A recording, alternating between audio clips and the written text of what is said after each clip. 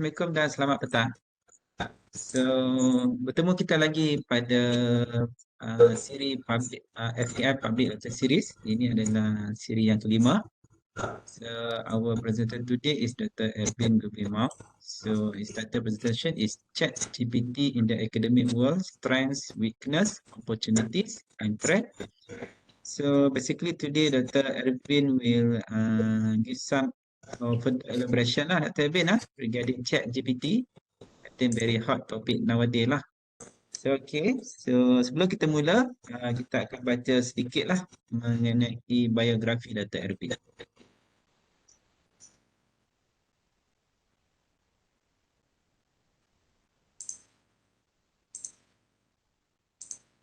Bentar ya.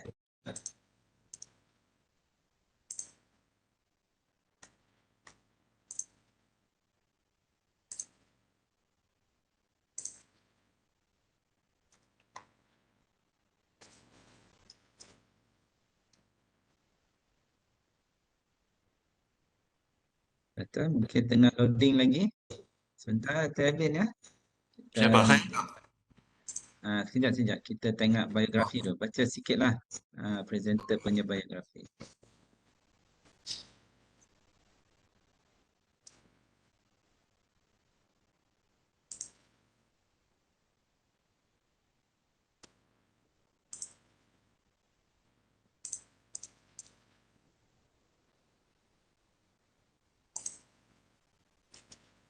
Okay, so ini adalah sebelum sedikit biografi Dr. Ervin. Dr. Ervin currently serve as senior lecturer at the Faculty of Computer Informatics. He is also Deputy Director 2, isn't it kan? RMC, UMS. So he obtained his PhD from UMS on 2018. Okay. Dan Dr. Ervin banyak work on machine learning kan, computer vision, pattern recognition, including image processing, segmentation, classification, object detection, vision-based learning, face recognition, explainable AI, big data analytics. So he also has published numerous articles, including 34, and each index is 6. So okay, so without further ado, so we invite Dr. Ervin to present his session or his talk. Okay, Dr. Ervin, over to you now. Okay, thank you very much, Dr. Samsul. Okay, so let me share my screen. I'll share what I have for today's session.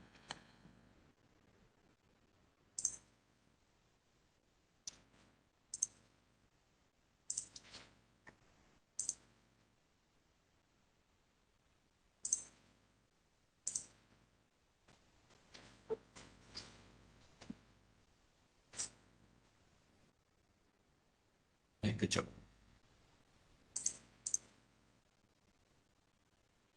So how's my screen? Dr. Samsul, can you confirm that my screen is... Yeah. Good. All good. Yeah, this one correct screen lah, not the previous one. Okay.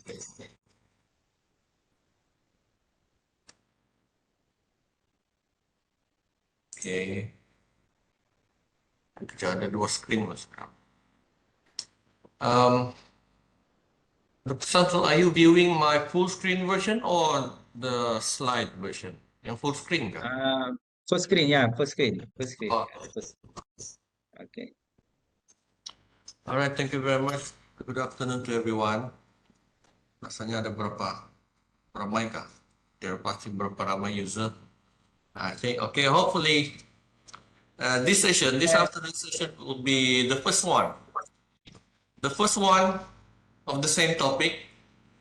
Okay, initially I feel that I would like to share the strengths, the weaknesses, opportunities, and threats of ChatGPT, specifically in the application of academic world. But however, after discussing with the members of faculties, I feel that we break down the topic into several series, and for today's session, we will focus only on the strength of ChatGPT in the academic world.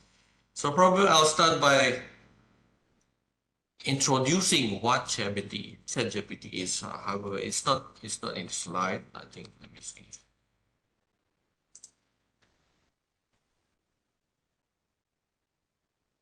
Okay, so we'll start with the introduction, and then I think this session we will do almost half of the session will be on the practical side, demonstration side. Well, I explain, and then I'll show some of the capability, actual capability from the technical point of view, practical point of view of ChatGPT in specifically in this academic session, academic field. All right, so we'll start by looking at the brief overview of ChatGPT and its capability. Okay, so it's not here, but allow me to explain what ChatGPT is. Okay, let's see if I can find any. So basically, ChatGPT is an AI model. ChatGPT. It's an AI model that has been trained by billions of texts. It has been trained on billion texts, and the information is up to 2021. And then now some of us probably have tried ChatGPT on our own, or could be that this is the first time you heard of it. So basically it's a model. Okay, it's a model that trained on a billion of text, where its job is to accept input from user. Okay, accept input from user, and then will respond based on the user's text. And then what it does is that, for example, let's look at this wording itself. See if I have pen. Okay, this wording itself, the sentence explanation of how ChatGPT can help with academic research tasks. This what happened when the model generates a sentence. It is trying to generate what are the most likelihood words that came out after the current word. For example, if it wrote explanation, it will predict the most likely words to appear after the word explanation based on the context that has been given by users on the things that we are discussing. Like, for example, okay, I'll switch around my screen so that while I can explaining, we can also see what is going on in the practical side. Let me stop sharing screen and then switch to my GPT page, ChatGPT page.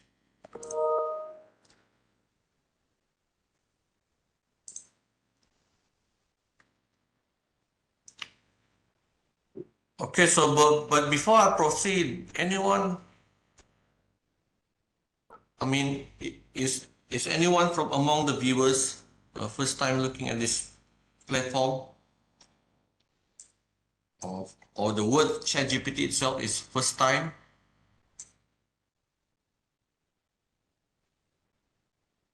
Kalau first time, I think what I can do, probably start by the main page or the Google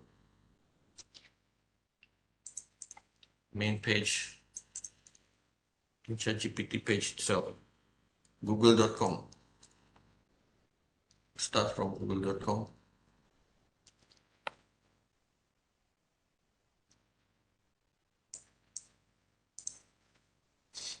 Okay, and then what we can do from Google side, from any search browser, search engine, just type for ChatGPT.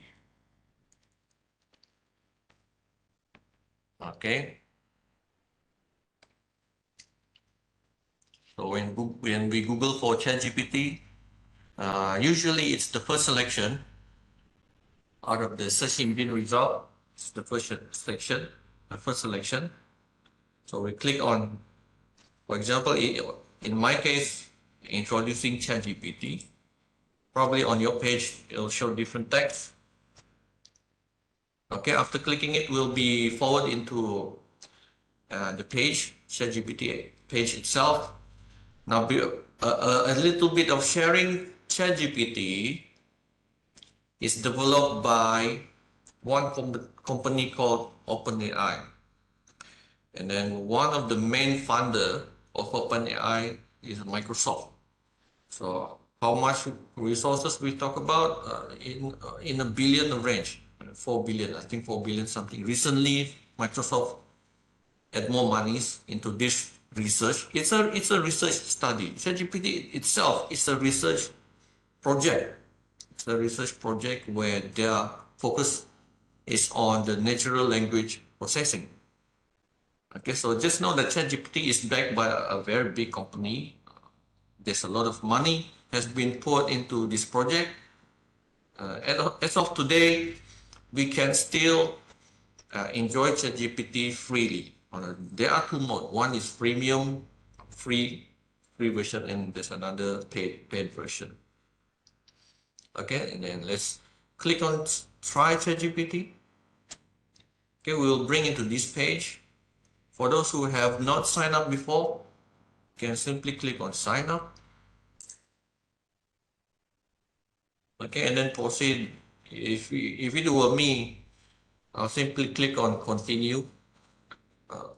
Continue with Google, and then I select my personal email, personal email, and then I proceed with the registration. The registration process is very easy. I think after this, they simply ask us to verify through phone, and then done. They will send some numbers verification about us, and then done. Once we have done those registration, we can now proceed. So for this case, I'll log into this account using my own email. And this is the page that we'll look at. Everyone will have the same page. Okay, so ChatGPT. Let us ChatGPT the strength of itself. Since today's topic is about the strength of ChatGPT, let's see what's the response from this model. We can simply ask what is ChatGPT strength in general. Let's see what will be the response. We can also look at another way to look at ChatGPT is almost similar to the way we look at Google search itself. It's just that the response or the result that we get from ChatGPT feels more natural. More natural here means it almost feels like there's someone behind that responding to our request. The language, the way the response that we receive, it feels natural, feels like we receive from an actual person, in terms of sentence grammar structures, compared to we go to Google search, right? We go to Google search, we simply search, and then we search something, for example, the strength of certain method, certain technique, and then we'll get a Google result. There's a lot of result, but at the end of the day, it's still up to us to select which information that we want to extract. We have to visit website by website. Okay, the difference between ChatGPT itself is that whatever is being shown here are based on the cumulative all the general idea, general information that has been gathered from the internet. Okay, from the internet. So what I have here, let's see. So according to ChatGPT itself, it says that strength of ChatGPT include conversational ability. Again, ChatGPT designed to simulate human-like conversation and can understand and respond to a wide range of topic queries. Contextual understanding, so it has the ability to understand better on our text, our request, for example, what we are trying to say, what we are trying to convey, what we are trying to convey. ChatGPT has this ability to somewhat, it is almost very good in predicting, not really predicting, guessing what actually we want compared to Google. Sometimes we search for things, but the response we get or the result that we get from Google result or any search engine result is not really the one that we are looking for. But in ChatGPT, we can refine the things that we want. For example, this one, right? Earlier I asked, what is your ChatGPT in general? I can do a follow-up question. For example, can you narrow down your strength from the perspective of our topic today, academic?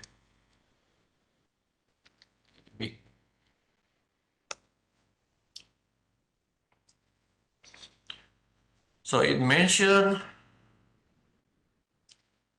information retrieval.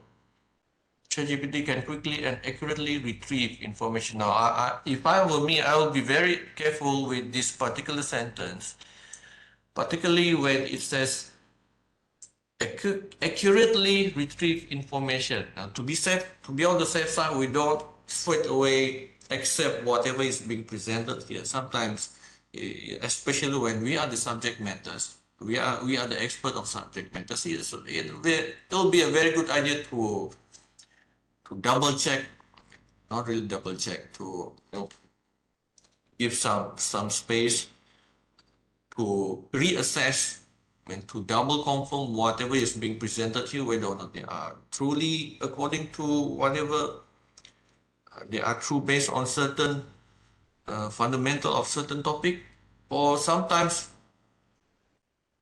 the text presented here sounds convincing but factual in terms of facts it's incorrect. It can happen. It can happen because again, why this can happen? ChatGPT, the text that it printed all here is a continuous prediction, starting from the point where starting from the moment that ChatGPT is creating sentence itself. For example, write an essay about strength of ChatGPT in academic. The moment the model write down the text, it is actually predicting what is the most likelihood words to appear after the current text. So it's a continuous process, starting from the first sentence, starting from the first word, with respect to the topic that we have provided, and then based on all the information, billions of information that this particular model has learned from the internet, it will try its best to predict the next word in order to construct, at the same time preserving the grammar structure, the structure of the sentence itself. So, for example, this paragraph, words by words, are based on certain prediction process. ChatGPT, okay, probably start with ChatGPT, and then a large language model is a one prediction, and on ChatGPT 3.5 architecture, it's another prediction based on whatever has been, so far, up, for example, at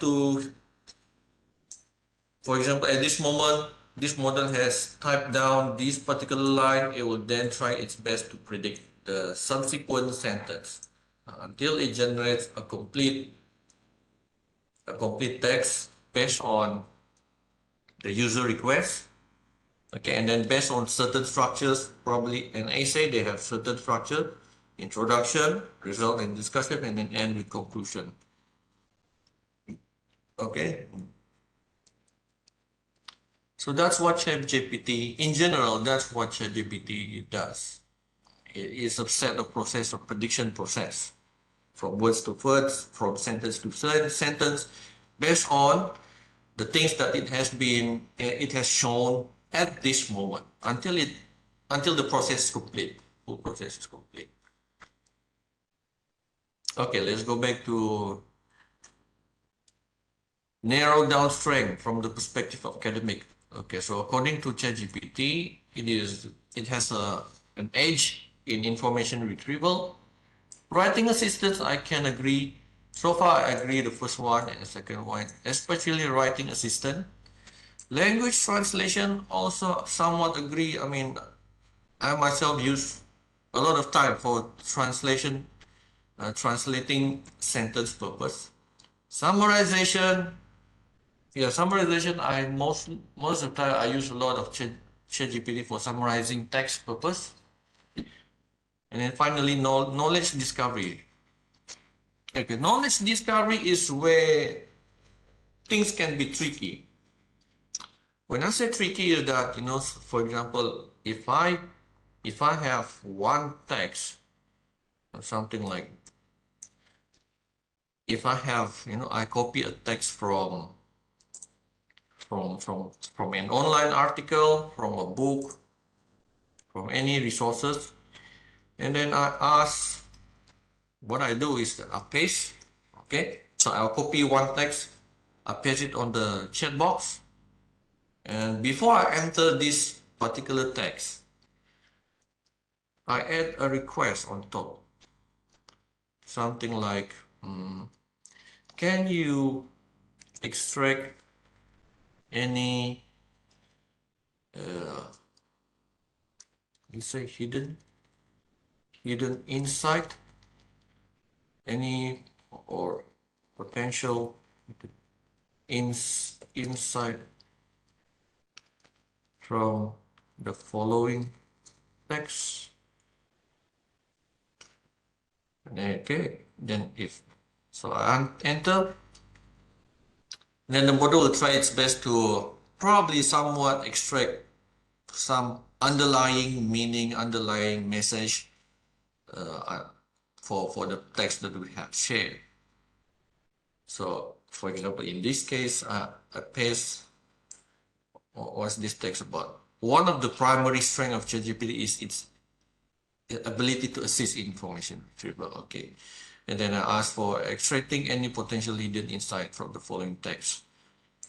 Okay, so what I can see that is somewhat expanding the original text by including more critical discussion based on this particular original text.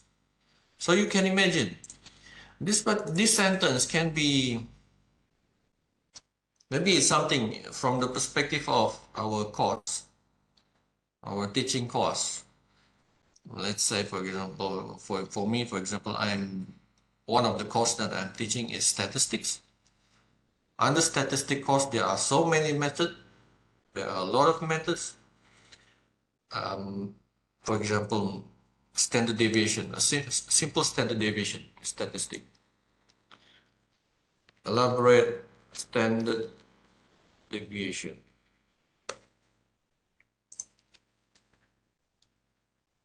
Maybe this one, what is currently being printed are the general definition of a standard deviation.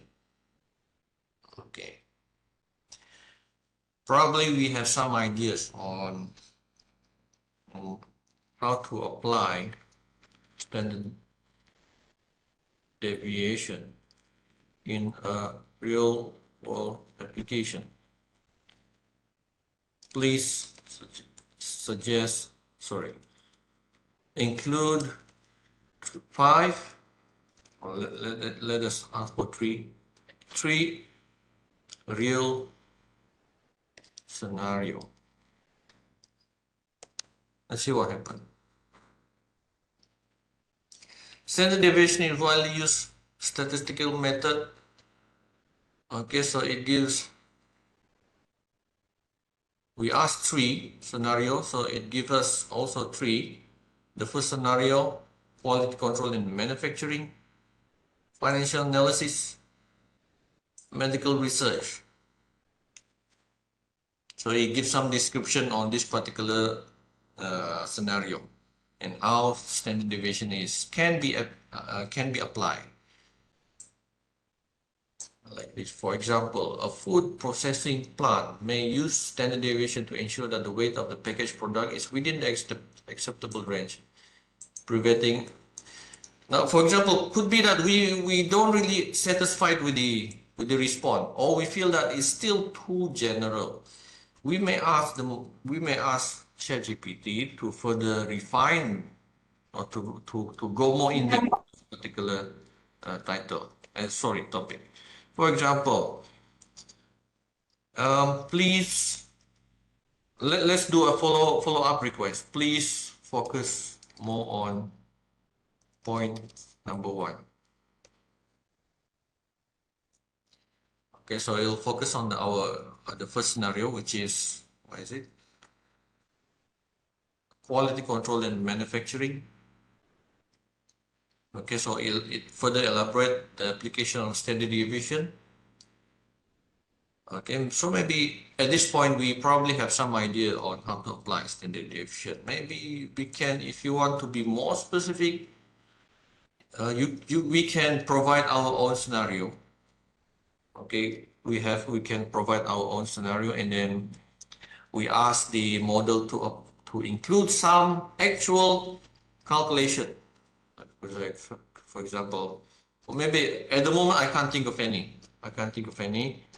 And we ask the model to suggest for us. Can you suggest me with mathematical example on the application of standard deviation in, what's the topic about?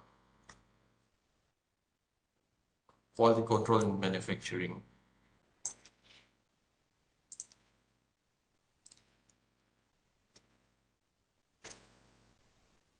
So it gives some numbers so that it'll be much more easier for us to relate. If there's a number, then we probably are, at least for me, when it involves some numbers, so I can more relate to. I can get a better feel on how to apply standard deviation in quality control. So this is one example of many applications of ChatGPT in real world application. Okay, so let's go back to our topic itself. The strength of ChatGPT in academic research. Okay, so I think to make it more relevant to our university, so I'll probably can start by sharing the recently received panduan amalan baik penggunaan kecerdasan buatan dalam penyampaian dan penilaian khusus. Let me share my screen.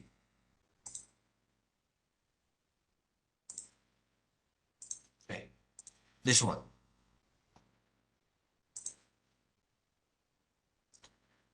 Okay, I think all of us recently received this particular document from PPKA. So it's when we look at the document, it's mostly about, okay, it starts with a brief introduction to what ChatGPT is. Okay, so it's mentioned here, it's one of the technology that can heavily disrupting the flow of teaching and learning activity that we have at the moment in university. I'm very agree with this, especially the younger generation of students. They are more tech savvy. They are getting more, and from year to year, from the current generation to the younger generation they are becoming, technology has become part of their life until the point that they no longer feel that technology is something that need to be learned. It came naturally in their life, starting with smartphone, in the introduction of a lot of touchscreen, a lot of devices that came with touchscreen capability is no longer it's no longer a wow factor for this younger generation. It's like a common things from them.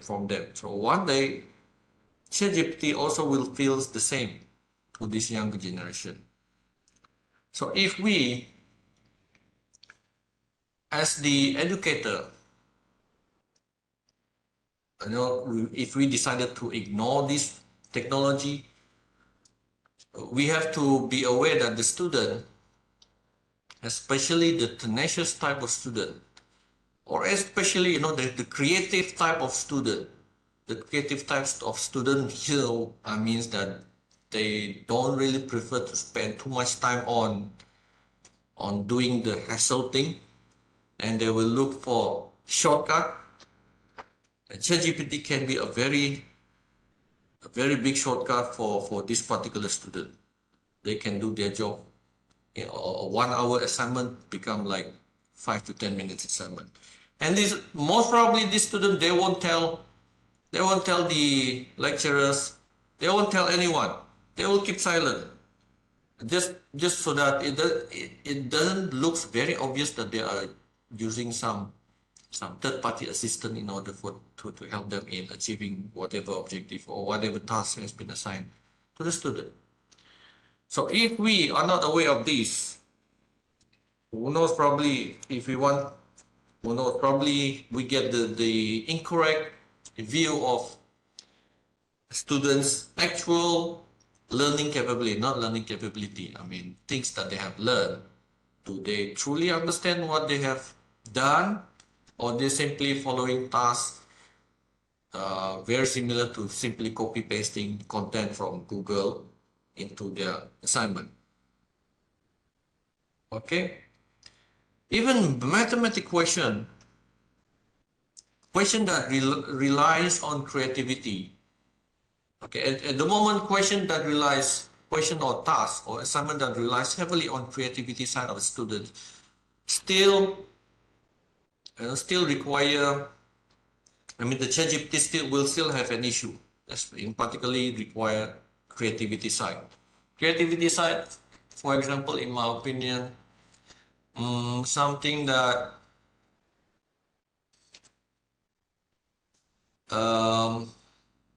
that requires human touch. For example, I can't think of it. In computer science or in mathematics, for example, in mathematics, there is a way to solve certain things in the most efficient way. Regardless, if our priority is one, obviously the problem will be solved. Second, probably we put some criteria. We might reveal this criteria in our assignment, or we don't reveal it at all. Something like we wish for the student to solve this particular problem in the most efficient way, in the fastest possible time, with less resources used. Okay, if I think, in my opinion, if I were the one that designing the assignment, I probably won't tell this, just to differentiate between students that copy and paste things from the internet and the one that learn something from the internet but modify, not really modify, based on what they have learned, to come up with the solution that feels feels more genuine. Sometimes we can know when student, their work is real or copy and paste. Normally, if ChatGPT, in this particular case, for ChatGPT, unless we specify, ChatGPT will solve any problem, use whatever necessary. Sometimes we like, if we ask the student, hey, can you touch your ear? What ChatGPT does is this: it will touch their own ear like this. Although you achieve the same objective, you touch your ear, but you use the most inefficient way to touch your ear. Instead of this way, do it this way. So that's some of the disadvantage of ChatGPT. It will reach its goal using whatever necessary method. Okay, so looking back at this PPKA document, it is mentioned here that the ChatGPT, as of many digital technology, can be boleh disalahguna, mengancam integriti dan kualiti kehidupan manusia if the student decided to do that way. At the end of the day, technology is up to the human. It's up for us to whether we want to use it for good things, for bad things, or for shortcut. Okay, I think that one, we as an educator, probably the only thing that we can do is give a good advice. we don't really want to stop, at least in my opinion, I don't really wish to stop the usage of ChatGPT because we imagine after the student graduate, they go to some work. Normally, the work burden or responsibility that will be given to our student or even us requires, normally the results are required within a very short period of time. So a lot of a very high pressure situation. So, you know, and sometimes the task feels routine, don't really require, um, critical problem solving technique and so on, and it can be solved. It's like a very minor thing, but a lot. And this is where ChatGPT can help.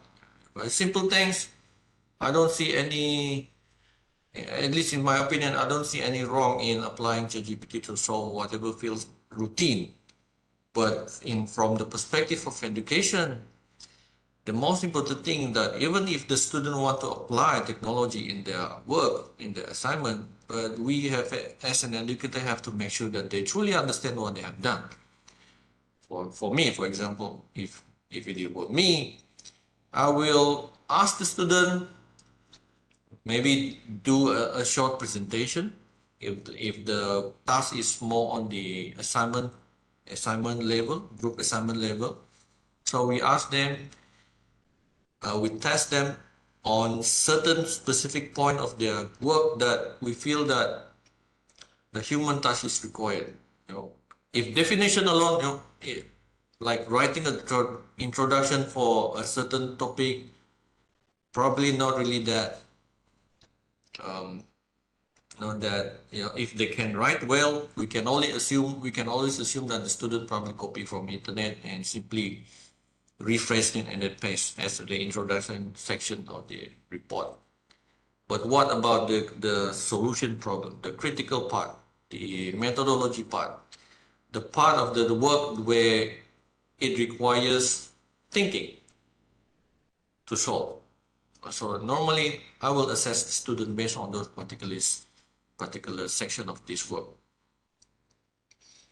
Okay, so according to this document, FKI, antara ancaman AI generatif berkaitan kecurangan akademik. So these are the, it's expected. Not all student, I think probably not really a good word to say dishonest. I don't say dishonest, creative. Let's call this student the creative group. They will lessen the time on this type of thing so that they have more time on entertainment part. So this type of student, they are very creative. They will find ways on how to do all the work the easiest way possible. If we as an educator, we don't monitor the way they are conduct their work, so this might jeopardize, especially students who take everything for granted. For those who genuinely use ChatGPT to learn things, let's do something like, for example, genuinely, I don't know about quantum computing. I am clueless in quantum computing. Can you explain it to me as though I am 8-year-old kids? I am genuinely want to learn. Okay, so if the student use it this way, in my opinion, it's not an issue. It's not, if they just standard, if the student genuinely wish to learn, no. Most probably, okay, probably the assignment also asks for something like, something quantum computing topic, and probably during the class, they ask, this has been covered by the lecturer, but probably there are certain things missing. Like the student use ChatGPT to further enhance its knowledge, at least to me, not an issue. But how can we know whether the student truly understand what they have done or not? That is why, in my opinion, if we really wish to assess the student's knowledge in this topic, we have to at least after their at least probably the way we devise the assignment itself, or we adjust the rubrics.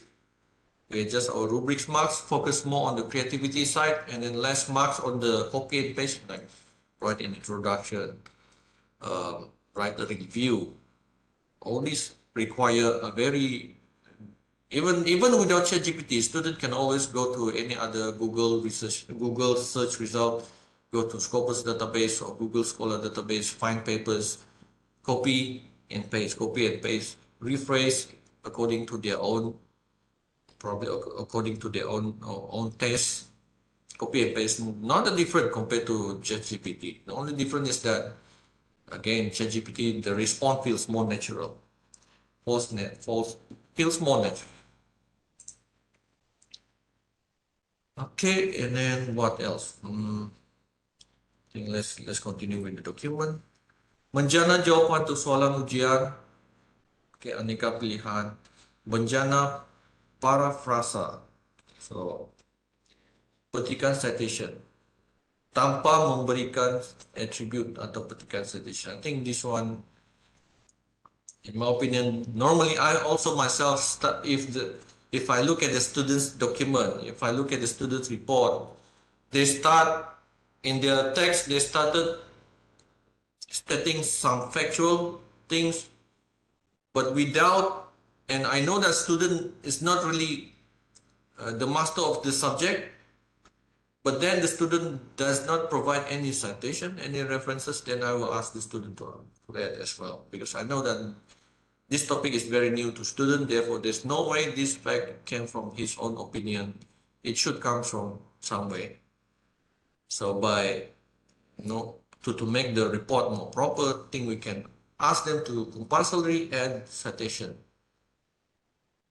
At least the student know where the resource came from. At least, even if the student does not really understand what the topic is about, at least the student know where the source came from, where the fact came from. Okay, what else? AI boleh menggugat kesahihan pentafsiran. Okay, and then let's look at the list of this advisory note. What else? Okay, so these are all definition. Kecerdasan buatan, definition. Okay, I think this one everyone can read it by themselves. ChatGPT. Okay. Kesahan. Okay, so we need the how through the whatever is being generated by the student. Amalan baik. So it has been suggested to us that ChatGPT, okay, again, we can't really run from technology. ChatGPT, sooner or later, 1 year or 2 years or 3 years from now, this will be a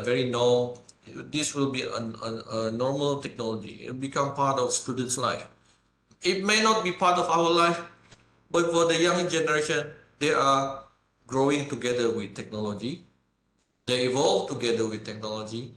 The exposure from time to time, from year to year, the students are, especially the younger tech-savvy student, this information will be easily accessible to them, and we can't, as an educator, we can't really avoid all these things. We have no choice but to adapt ChatGPT as part of our teaching and learning activity, but it's up to us on how to navigate, to put a control on how involved ChatGPT is in our teaching and learning education. There's one video last night. I saw one video last night. This professor from some, I think one of university, one of USA university or somewhere in Europe.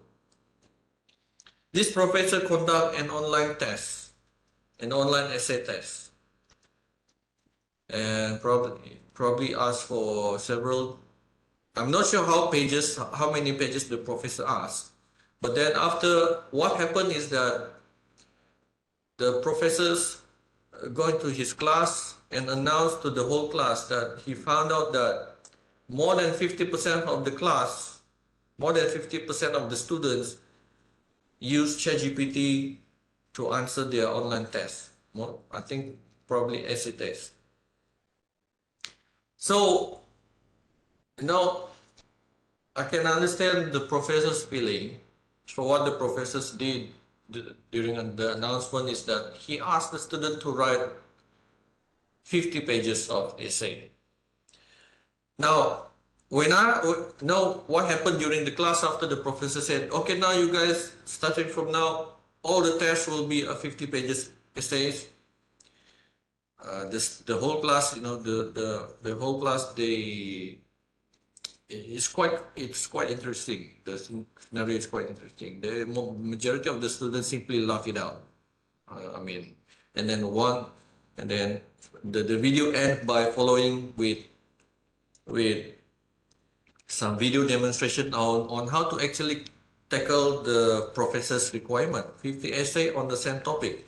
And what happened is after the video is a tutorial on how to actually produce a 50 pages essay. The only difference is that probably the duration, the time given to complete the essay. If the professor give this class 1 week to solve 50 pages, in my opinion, not an issue. I think even within 1 day, you can come out with a 50 pages essay with ChatGPT. How I know this? Because I have used ChatGPT for a lot of things. I've used it for a lot of things, and I can see the actual capability. I can see the capability of ChatGPT in essay writing, and actually there's a lot. The application of ChatGPT is very huge. Now, fortunately, this series is the first one of many throughout the years. Maybe not just these years. I'll probably do it the same way from year to year to year until we feel that there's nothing to talk anymore. At the moment, I feel that there's a lot of things to be shared, and I don't feel that 1 day is enough, because my idea is to share more on the practical side so that we can see. So I still have around 9 minutes to end. I think what I can do, let's do some demonstration, yeah? Let's do some demonstration on how we can use it for academic purpose. Academic purpose. Unfortunately, I wish to see some of the chat while talking, but unfortunately, I don't know. I don't know how to enable the chat box while speaking. Anyway, so I simply assume everyone is listening. Okay, let's do some tests.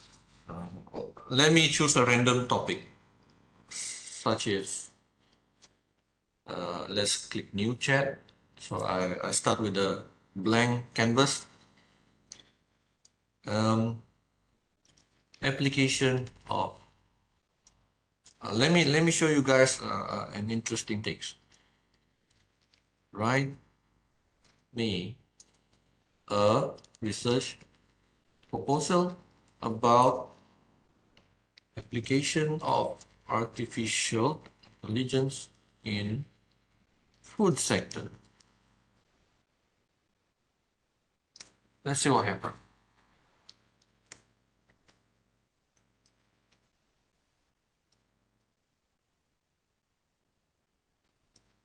So we have a starting proposal. Imagine if you ask the student to come out with something like very similar to proposal, certain topic that are relevant in Malaysia. Can you revise the proposal so that it is relevant to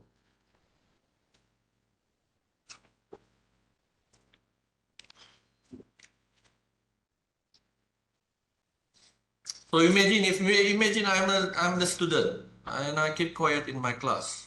I mean, I'm the type of the silent type of student. I can do things, but I don't really talk. I'm not a talkative student in class. Therefore, the lecturer might or might not know that I am aware of this, all these technology. I'll keep silent. I'll deliver whatever is being asked by student. Okay, so now we have um, something to start with for proposal.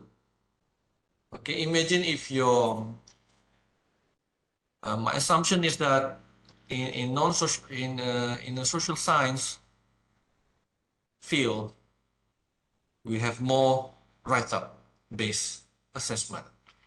Probably we do a lot of questionnaire, and then based on the respondent result, based on the statistic result that we have collected, we do some qualitative and quantitative analysis on them, and then to come up with some write-up. I can even copy and paste data from Excel file, paste it here, and ask ChatGPT to help me do some simple analysis. Unfortunately, I'm not ready for it. Maybe in the next round, I'll probably do more practical things. I will present more on the practical. I will share more on the practical usage of ChatGPT. But you can see the possibility and capability of ChatGPT in write-up type of assessment. Now it feels very easy for the student to finish any given text-based or essay-based assessment. Then modify the previous proposal. So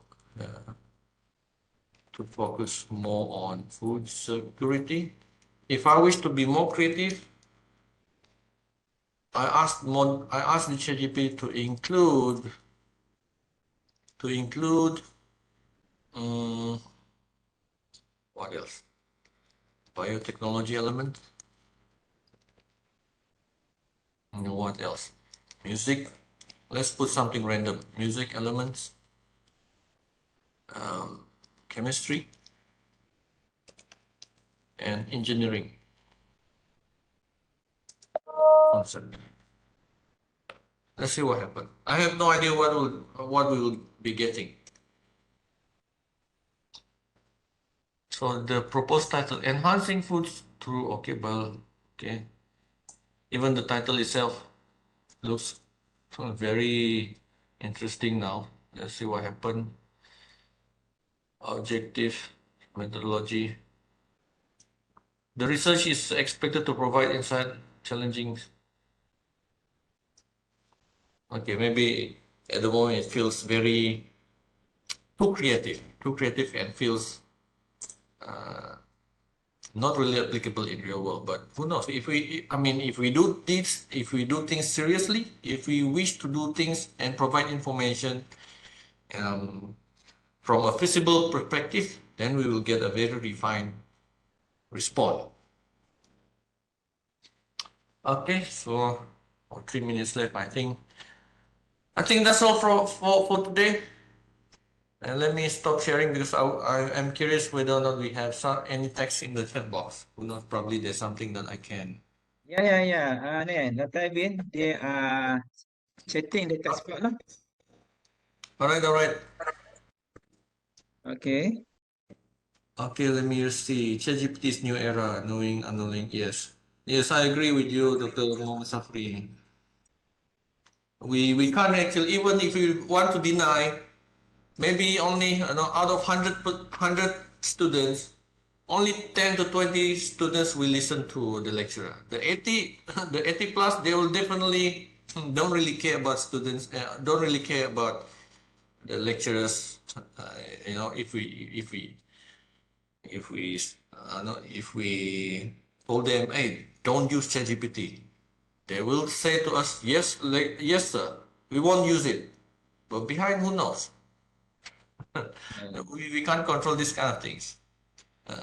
Student won't be 100% honest with us. They probably will answer to us, oh, yes, sir, we did all this by ourselves, but in what method, this one, probably they won't reveal it. As long as they don't feel too guilty, depending on the way that they answer the lecturers, then I think they will feel okay. I challenge my student to come up with the best image. This one also a very fun tool. Midjourney, Blue Willow Playground. Yeah, hopefully one day I will have a session to discuss Midjourney. I also like to play this Midjourney. I think we can, from Eric, I think we can do it another way in order for a student to learn. For example, general assignment using and ask student correct information. Yes, this is also one way. So to summarize the things or the way that we conduct teaching and learning, we can't really stick with the traditional way anymore because information is betul-betul di hujung jari. Simply type, we get everything. Yeah. Yeah. So that's one of the challenge for lecturer. If we generally want the student to learn, at the same time, we can't really stop technology from growing. In fact, the purpose of artificial intelligence is to make human lives more efficient so that we can focus more on something that require the creativity side of human. All the mundane, all the routine activities, sooner or later will be, I can't really say take over, but will be made easy by the available technology. One day we will only focus on the difficult part of solving problem, especially solving problem, in my opinion. Okay, I think that's all, Dr. Samsul, from me for Okay, today. so ada lagi satu soalan Dr. Ervin daripada Dr. Abielo. Apakah kelebihan ChatGPT Plus? ChatGPT Plus, okay, this one is good. Ha, ChatGPT free. If you use it for more than, you can't use it for more than 1 hour. I mean, if you use it non-stop, once you reach the 1 hour period, it will tell you to stop, to rest. I'm not sure how many hours to rest, but normally what I did, I simply log out and then log in with another email. Using another email, then I can proceed by using using kena ChatGPT. That register is one banyak limit. email lah. Yeah, use different email. That is one limitation. I think second limitation is that in our time zone, during the night, after evening, I think around 9 p.m. to 10 p.m. onwards, I think it'll be almost, nowadays, it'll be very difficult for us to log into this ChatGPT. It will tell us the capacity is full. But if you are ChatGPT Plus user, you will not have this issue. I mean, you can always use it anytime, anyway, without time restriction. That is the clear. That's the only clear differences between the free and the plus version. Aside from that, everything feels the same. And then another thing I forgot. In ChatGPT Plus, there's another version called the ChatGPT 4. The free version is ChatGPT 3.5. In terms of performance, let me do a quick comparison. Let me find a quick comparison of GPT 3.5 and ChatGPT 3.5 PS comparison. Let's see if we have any diagram. So just know that the GPT Plus, it has an access to GPT-4 version. The free only the 3.5. One of the difference, there are lists of difference, but I think the most obvious one is the accuracy. This one is it. The accuracy as well as the length of the text. The length of the text that the user can input. Okay. Oh, I forgot to share my screen. So basically the number of input, the length of the text, ChatGPT 3.5. Okay, so there's, hopefully you guys can see some diagram shown on my screen. This one is the statistic capability of ChatGPT 4.5. So according to this speed, okay, very fast. Reasoning, 3 out of 5 score. I'm not sure what that means. Conciseness, 2 out of 5 score if we compare with ChatGPT 4. Reasoning, full marks, 5 out of 5. But speed, very slow. Conciseness, almost full mark as well. So in other words, to summarize, ChatGPT 4 response is much more accurate compared to ChatGPT 3.5. Accurate here means more closer to the actual facts of whatever topics compared to 3.5. So the freemium version of ChatGPT, it has, in terms of errorness, it has more room for error compared to ChatGPT 4. Therefore, the free user has to be more careful when accepting what is being presented by 3.5, ChatGPT 3.5. That's okay. Any more question? What's your opinion about the many tech leaders start to protest on further? My opinion, you know, I have met 3 type of people when I share this information with them. The first type of people is the one that very accepting the technology. The second type of group, the second group is the one that not really showing any interest, but at the same time not rejecting the technology. Given a situation, this second group will still use technology to uh, to, to address whatever that they have. And then the third one is the one that is the group that feels very terrifying. They feel scared.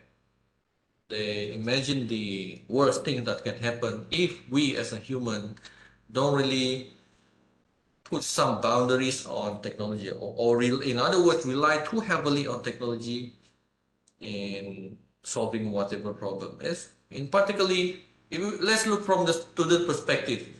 If they solve all the question by simply depending on ChatGPT, at the end of the day, they won't learn anything.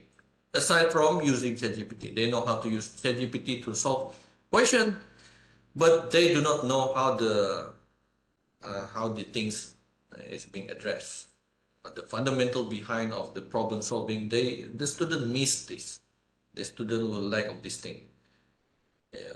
Or probably another word is that the difference between technician and scholar is that technician can do things, but most likely won't be able to understand the underlying fundamental behind the problem solving methodology. But the scholar could be that we are not in from practical side, we may not be that good as technician, but we understand how things work. So that we can be creative. If the situation changes drastically, the problem requires some major adjustment. Normally, we expect scholar to be able to come out with some solution compared to technician. Technician probably already stick with some book flow. So if there's some major changes, have to rely on one discussion to come out with problem solving. Yeah, fearing something we don't understand is not the way to go. True. Sometimes, at least in my opinion, we have to think of both sides, the advantage or disadvantage of certain whatever technology. Are we ready for this technology? This one, I am not sure. But I think 2023 is the start of, at least from what I've seen, from the things that I have browsed, all the media, all the information regarding technology that I have come out, that I have seen, that I have read. It feels like 2023 is the year where the AI, artificial intelligence as application, started to boom. We will see more and more applications that make use of artificial intelligence. We are not saying that artificial intelligence just recently came out. This topic has been studied from many years, 10, 20 decades, 30 years, and so on. It's just that probably at this point, We already have the hardware capability, our laptop, our PC from year to year become stronger and stronger. The machine capability become more widely available in terms of specification. The memory or the RAM of PC becoming more larger and larger and larger, but at the same time the price, I'm not really saying cheaper, but the price stays the same, but the capability exponentially rise, which give more room for artificial intelligence to be applied in daily tasks, and even for the layman, it will become, at the end of the day, it become more accessible to almost everyone. So sooner or later, these things will become a norm. And I feel that 2023 is the start of AI application in the mundane tasks. Sooner or later, you even I think almost everything will have some. They will put the word AI something in, like, like for marketing purpose. AI driven washing machine, AI driven rice cooker. It used to be Bluetooth enabled, wireless iron, wireless something, or Bluetooth enabled rice cooker and so on, or smart. We use the word smart rice cooker, something. And I think sooner or later we will see more of the words AI. AI driven, AI powered rice cooker, AI powered, um, iron, hair, and so on. All these mundane devices. Okay. Anything else? Okay. So, ada sebarang soalan lain lagi? Tampaknya soalan lain dah tak ada. Okay.